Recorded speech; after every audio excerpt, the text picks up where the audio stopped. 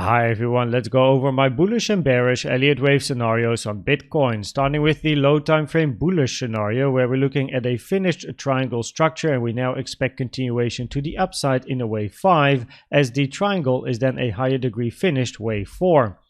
In this scenario, all of the waves are zigzags except for this wave E, and that is a little bit of a problem because this wave E over here is a double zigzag, and a double zigzag is possible in a triangle, but it is by far more common to see a double zigzag in a wave C or a wave D and not in a wave E. So the fact that we have a WXY double zigzag in wave E over here lowers the probabilities for this particular scenario. If we go to the more bearish scenario, then we are looking at that same triangle still, in this being a wave A now, and then an A, B, C, D, E, finished triangle wave in a wave A is possible, but then you're going to be looking for a bigger flat, and then a wave A, B, and a wave C. The target area for a regular flat is the 0.9 to the 105, and you can see that the 0.9 has been hit, so you could already have an impulse to the downside in a wave C where you expect the double bottom here to be taken, or if you go for a bigger wave B, then you want to see either a WXY or another form of a three-wave structure to the upside where your most common target for wave B is between the 1.236 and the 1.38, which is sitting between 38.7k and 39.2k, also in confluence with this golden box over here, resistance 38.5 to 39k.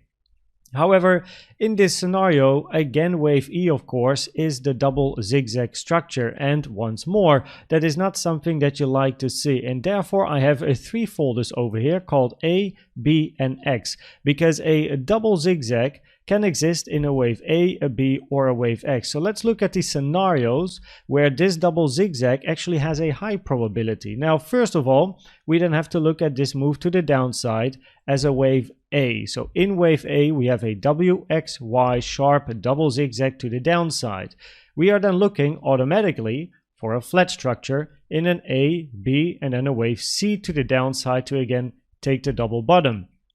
The target for a regular flat, the 1 to the 105 here, has been hit. You can see the wick inside. For a expanding flat, the 1.236 to the 1.38 is above, which is sitting between 38.2k and 38.6k, after which you then want to see a drop to the downside in a wave C. If we label this move to the downside as a wave B, which can also be a double zigzag, then we have to think about an A, B and then a wave C to the upside, where wave B retraces to the 0.9 for a regular flat, 0.9 taken from the low to the high of A, and this is a wave C to the upside in then a 5-wave impulsive structure, 1, 2, 3, 4, 5. Now what is important is that this wave 3 so far is quite short. If you take a trend-based fit from the low to the high to the low over here and you drag it a little bit to the right, then you can see that this wave 3 is at least longer than wave 1 in a 1, 2, 3, 4, 5, but it did not hit the 1.618 target, which is up here, which is therefore something that, you know, for a wave 3 it's usually a minimum target, the 1.618, but it hit the 1-to-1, so at least you can say it's longer than this wave 1, and then you're going to be looking for a 4 and a 5, but then likely your wave 5 is going to end somewhere over here around the double top, unless your wave 5 is going to be an extended wave 5, but that is rare. And in this scenario, again, we are looking for a B and a C, where your most common target for wave C is between the 1 and the 1.236, which is between 37.9k and 38.4k, after which you then expect a drop as well. And then finally, if we are looking at this move to the downside being a wave X in a double zigzag, then we have to wait for a wave Y to form. And a wave Y has two options. If this is your W in a zigzag, because a W in a sideways double combo can only be a zigzag or a flat, but clearly it is not a flat over here, this structure, well then this wave Y only has two options now, either be a flat or a triangle, meaning you're going to be looking for an A, B, C like this, but after C is in, you expect to move down because the impulse is going to be corrective, so you then expect continuation down, or you're going to be looking for a triangle to form, where you're going to have something like this, and then a wave A, you're going to have a B, C, D, E, and then you move to the downside as well, right? So the fact that this structure looks very much like a double zigzag, high probability that it is a double zigzag. We have to keep our eye on this scenario where it's called an A, my wave A, right over here. This one where it's a wave B or a wave X. Now, if we look at where we rejected, we still had a daily up here. Of course, price moved above this target box for a short while as well. It wicked these highs. And that's the thing, by the way, that's important that I didn't mention yet, that this move to the upside cannot be part of a triangle anymore, because it wicked this high. If you would say this over here is a wave E, or a wave C, D, and then E, that's not possible, because E is not allowed to go above wave C, and any other triangle where this move up is still part of a triangle, it's not possible, because this over here is wicked. This high is wicked, unless you say A, B, C, D, E. But then wave A is a double zigzag, which is also very low probability, right? Because usually it's C or D. So wanted to at least say that. But of course, yeah, we had a daily over here. We're now below this resistance again, and we are building a little bit of bearish CVD divergences as well on the lower time frames. But if we zoom out, then you can see that we had a bullish CVD forming. This one did not yet play out because this high has to be wicked. This bullish CVD did play out because this high got taken, and this bullish CVD at the lows also played out because this high got taken.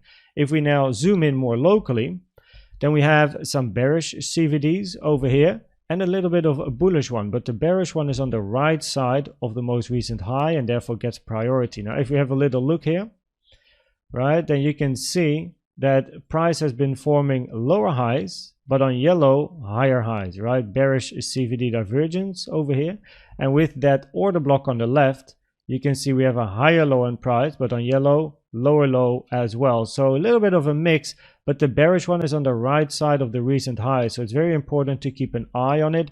Also, if this would be the low, and we're going to move to the upside, impulsive continuation, then the problem you're going to have is that the local retracement here went to the 886 twice, right? So you have an 886 bounce, 886 bounce once again. So if this would be another 1-2 for bullish continuation and you're not going to take these lows again, well, for a wave 2, the 886 is a rare target. It's more common for a wave B or an X. So the moment the 886 is hit, probabilities increase. Any move up is a C or a Y, which increases the probabilities that eventually you're going to take these lows over here, and then we have to take it from there. And if we then go to the probabilities of the different scenarios, then on the low time frame at the moment, the probabilities are higher for this move to the downside to be a wave A, to be a wave B, or to be a wave X, just because in a triangle, this being a wave E with a double zigzag is really rare and therefore never really preferred.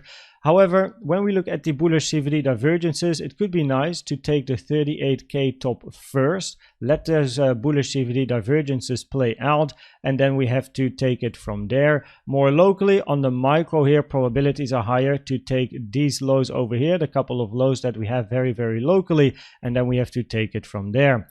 I hope this video was helpful or valuable to you. Please check out the most recent educational video I've made about the best trading indicator you can use in my opinion, which is the CVD. And for now, thanks for watching and subscribing, and I'd like to see you at the next one. Bye bye.